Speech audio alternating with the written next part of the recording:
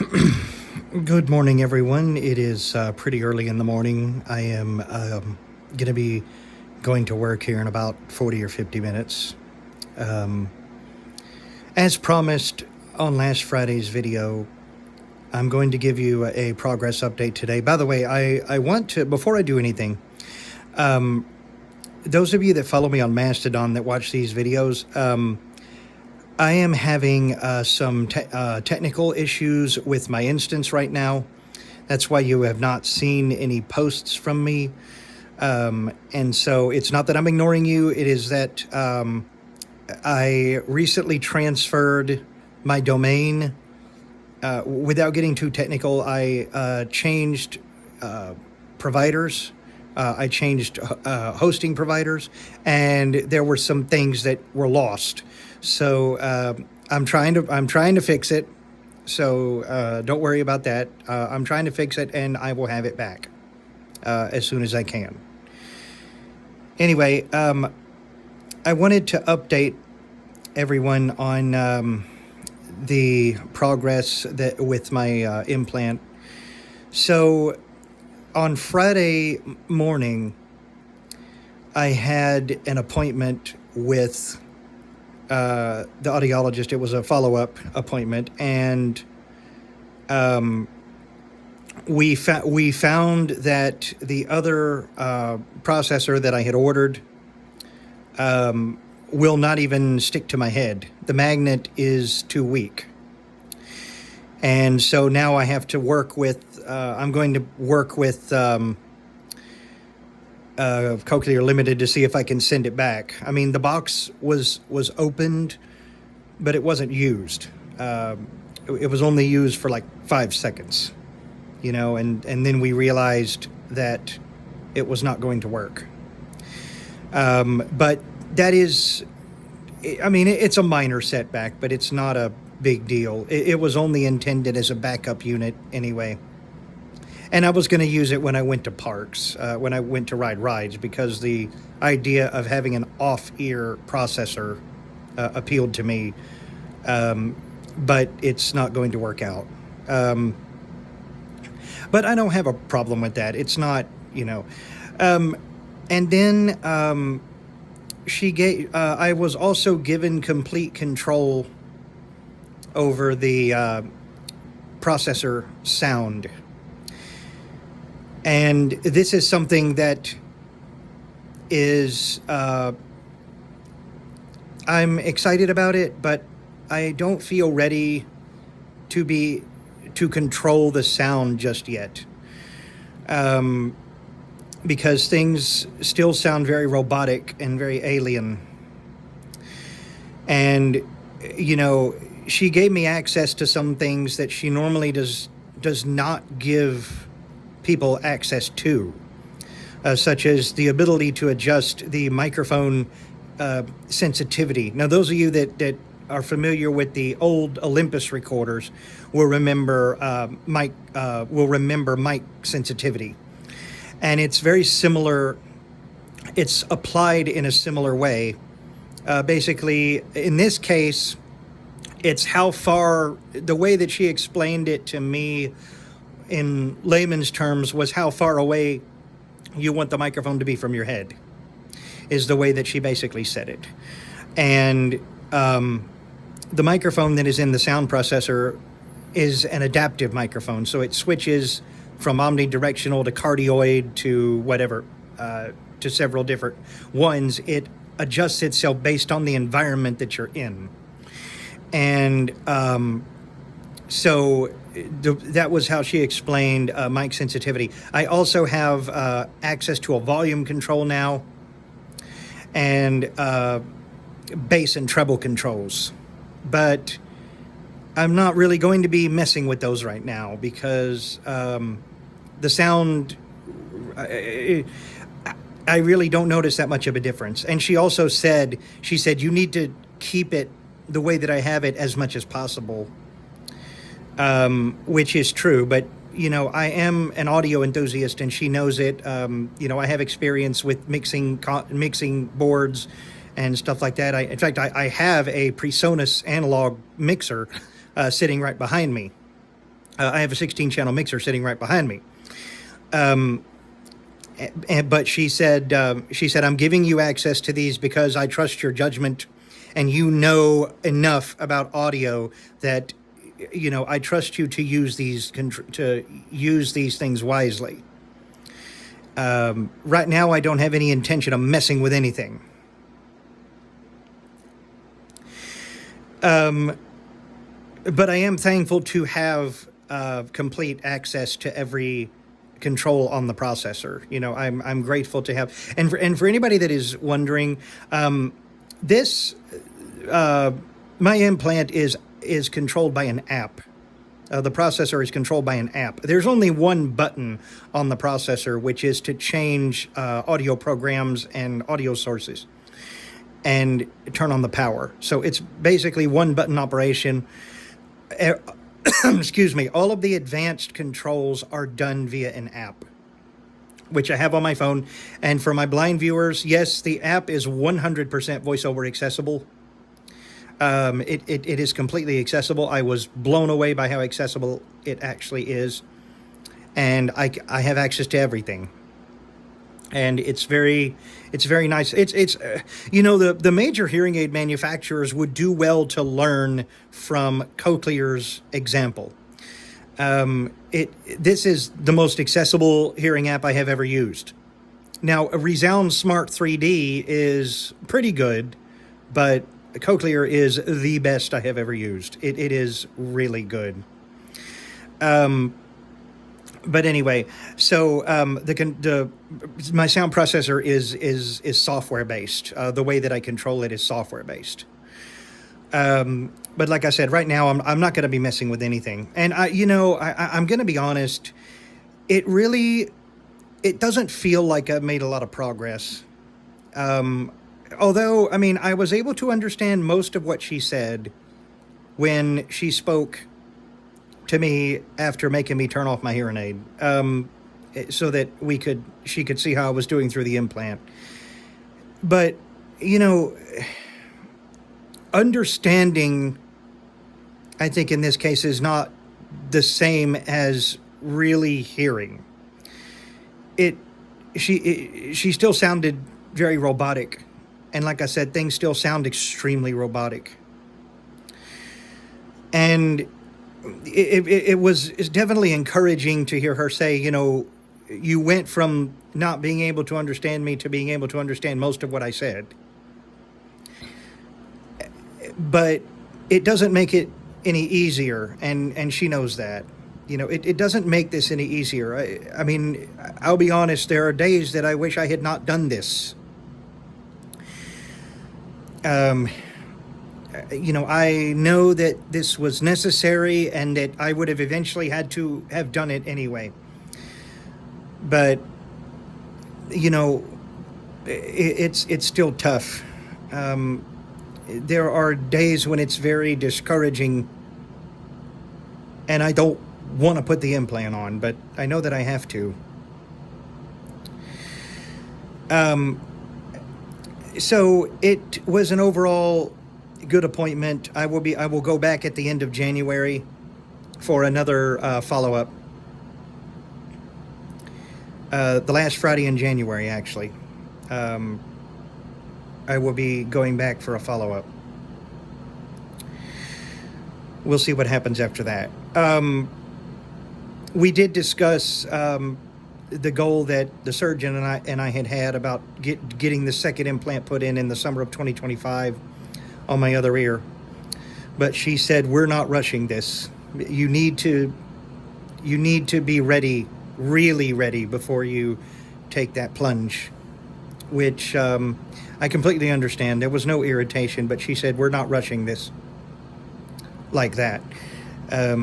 Because once I get this, my hearing loss is such that when I get the second implant, I will be completely reliant on implants because I will have no natural hearing left. And so she said, you need to get used to this first one before you take that plunge. She said that's a good goal to have, but she said you need to really, really be used to the one that you have now before you go bilateral In other words, you have implants in both ears, which I knew that.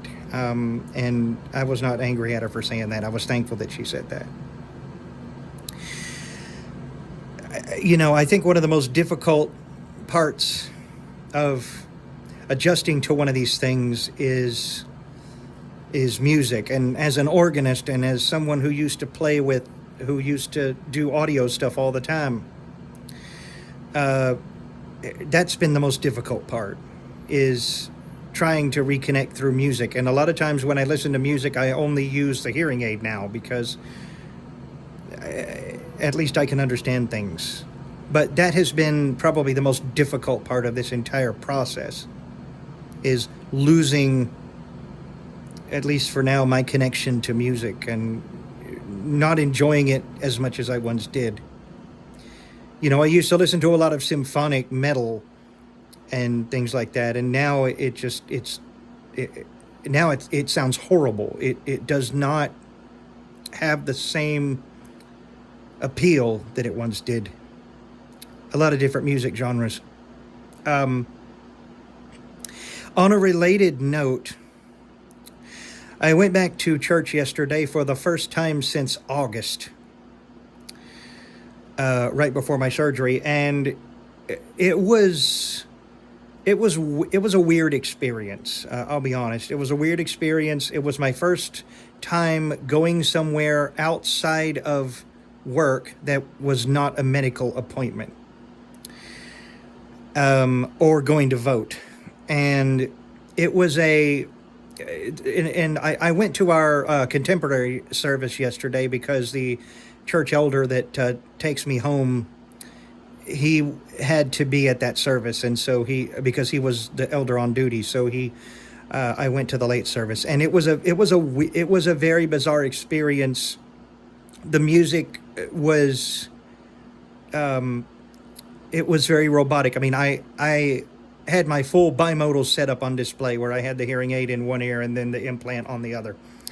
And I think if it weren't for the hearing aid, I would not have been able to make it through. It was really weird. They'd use the organ on one of the hymns, and even though that service is contemporary, they blend traditional hymns with it sometimes, and they use the organ, and it was a bizarre sound. It was really weird because I could hear the organ in one ear, and I barely heard it through the implant. It was a bizarre feeling. On the other hand, I was able to pick out bits and pieces of the sermon, and parts of the song lyrics. But it was a weird feeling. Now, next Sunday, I'll be going back to the traditional service, which is the one that I usually went to. I will be going back to that one, and it's that one uses the organ pretty much exclusively, and so I realize it's going to sound weird. But sitting around here isn't going to help either. So, I've decided to go back out. And now that I'm using paratransit, I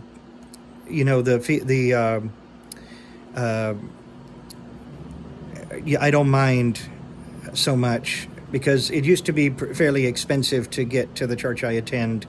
And now that I'm using paratransit, I can just use one of my tickets and go.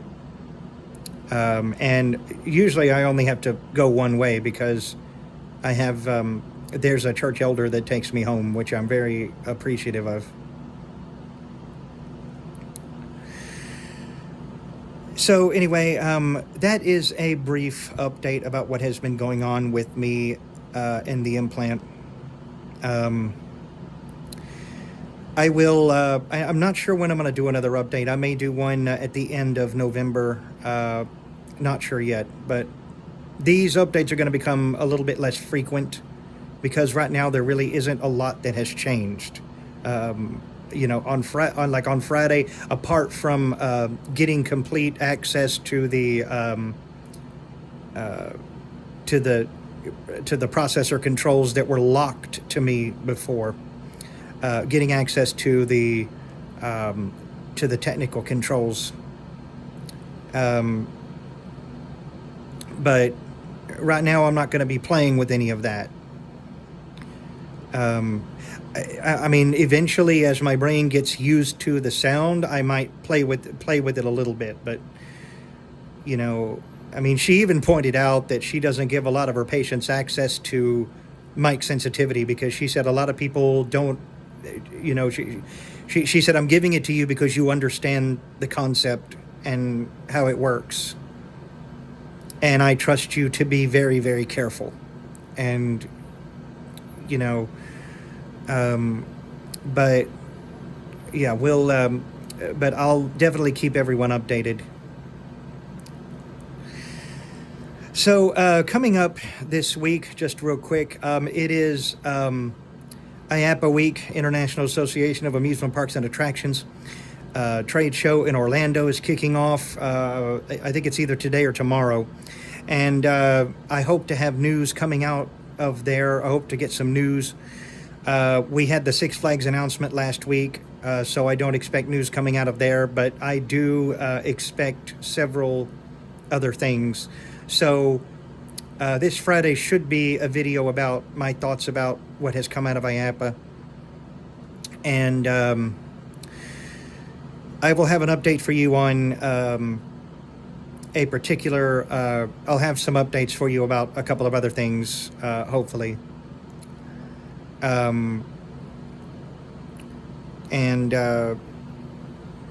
So you have that to look forward to. Next week will be the anticipated video demo of the Hover Air X1 Pro Max drone. By the way, Hover Air is having a Black Friday sale.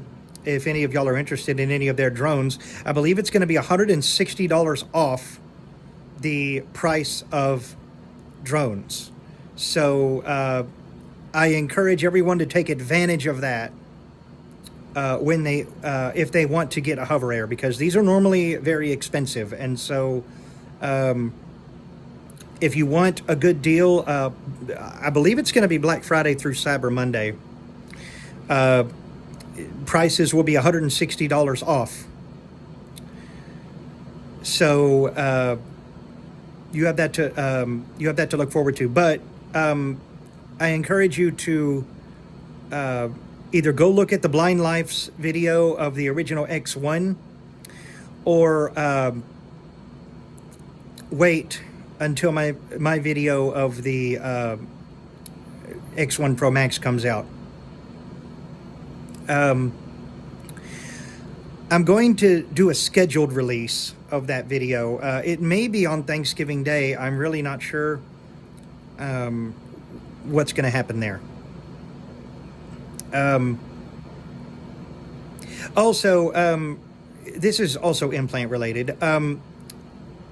For anybody that is interested in the Ray-Ban smart glasses that might have implants, I got word from an audiologist at Cochlear Limited that if you use the Ray-Bans with an implant, you should be fine, because implant processors do not squeal because of how they work. They don't give feedback.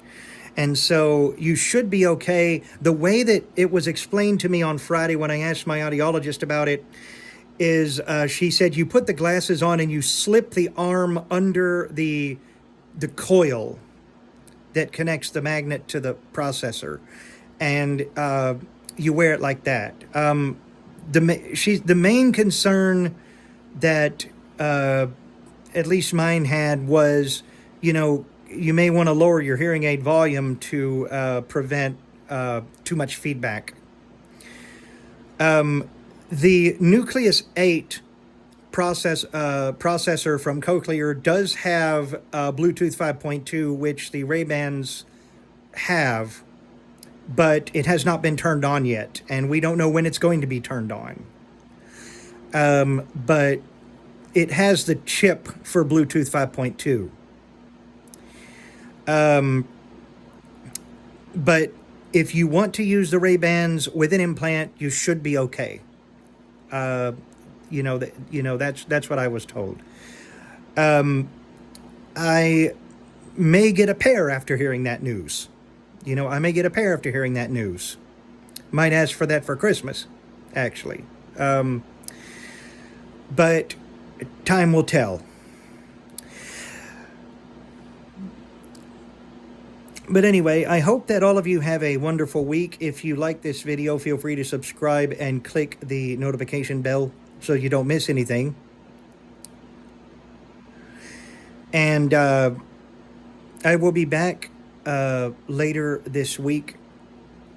And I will see all of you then. Thanks for watching and take care.